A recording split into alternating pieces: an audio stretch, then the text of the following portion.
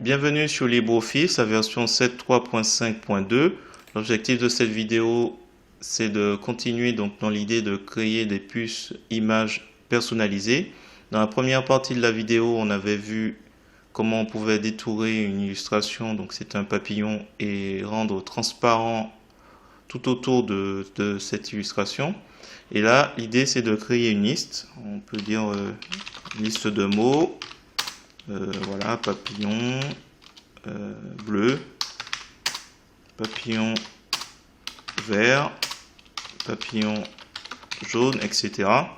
Donc là, nous avons une liste de mots. Là, nous avons une liste. Donc on sélectionne, on va dans format, puce et numérotation. Donc on va pas s'intéresser à nom ordonné, donc les puces classiques, carré, rond et flèche, ni à ceux ordonnés 1, A et B, ni les plans, enfin bref. On va aller sur personnaliser, le dernier onglet. On va cliquer sur le menu déroulant de nombre. On va faire remonter la barre de défilement et on va aller sur image. On va sélectionner ici, on clique sur sélection image. On ne va pas s'intéresser à la galerie où nous sont proposés d'autres types d'images. On va aller sur à partir d'un fichier où on va retrouver notre photo en fichier PNG, donc qui a de la transparence tout autour de cette image de papillon. On clique sur ouvrir et donc là on a l'aperçu qui nous montre comment ça va se présenter.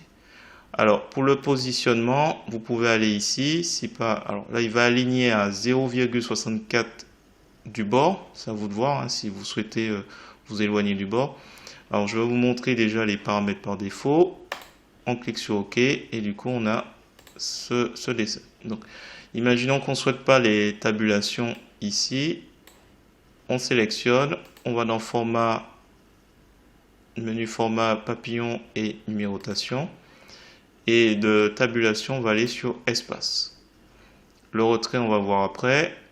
On clique sur OK et on se retrouve avec quelque chose de plus proche. Si en dessous de papillon bleu, on souhaite faire une petite description, on clique sur entrée. Donc là, on a un papillon, mais on ne le souhaite pas. On appuie sur la touche donc, qui se trouve au-dessus de entrée et qui consiste à effacer tous les caractères à gauche du curseur d'insertion. Donc là, on voit qu'il est, il est un peu loin. Alors si on veut pile poil qu'il soit en dessous, on peut déjà essayer avec lui de voir, voilà, à peu près 1,60. Alors je referme. On va resélectionner, donc c'est à peu près 1,60. Hop. Puce et numérotation. 1,59. On fait OK. Donc ça c'est le retrait. On appuie sur entrée. On efface. Et là on fait, je sais pas moi, description. Voilà. On peut ajuster encore si c'est pas totalement nickel. Hein. Alors, clic droit de la souris en général fonctionne ici. Donc là, on descend dans le menu contextuel, puce et numérotation. Donc il y a deux possibilités de l'avoir. Donc là, on avait dit, ouais, on va descendre à 1,57. On clique sur OK. Donc là, du coup, mon petit papillon revient.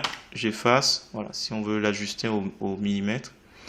Qu'est-ce qu'on peut faire au niveau des papillons? Si vous trouvez que c'est un petit peu trop haut, vous sélectionnez. Donc là, je ne représente pas l'autre façon de procéder, mais